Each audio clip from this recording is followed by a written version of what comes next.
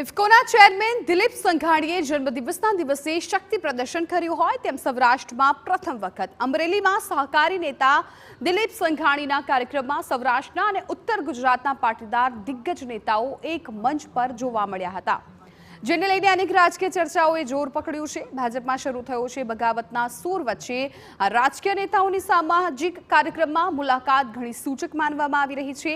આ કાર્યક્રમ ભલે દિલીપ સંઘાણીના જન્મદિવસનો હતો, પરંતુ મંચ પરથી ઘણા નેતાઓએ સૂચક નિવેદનો પણ કર્યા।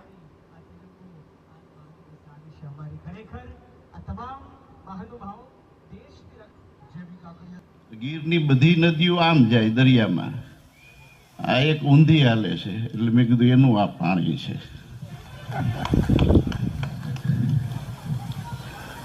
આ બધા ડાયસ પર બેઠેલા વડીલોએ અનેક તડકા છાંયણાઓ વેઠીને જીવનના જે ક્ષેત્રમાં છે ત્યાં પોતાની શાખ છે એ જાળવી રાખી છે, એ મોટી વાત છે।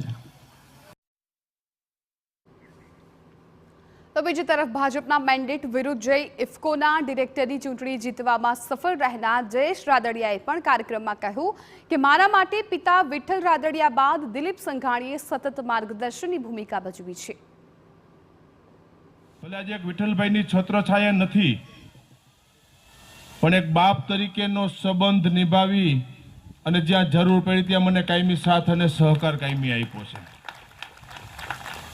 મારો જામકરણાનો એક પણ કાર્યક્રમ એવો નહીં હોય, મારી રાજકોટ જિલ્લા સહકારી બેંકની સાધારણ સભા હોય, જામકરણાના આંગણે મેં જેટલા સમૂહ લગ્નના કાર્યક્રમ કર્યા, અને એક પણ કાર્યક્રમ એવો નહીં જ્યાં દિલીપભાઈ સંઘાણીની હાજરી મારા કાર્યક્રમની નહીં હોય, એટલું હૂફ અને માર્ગદર્શન આદરણીય સંઘાણી સાહેબે મને આપ્યું છે।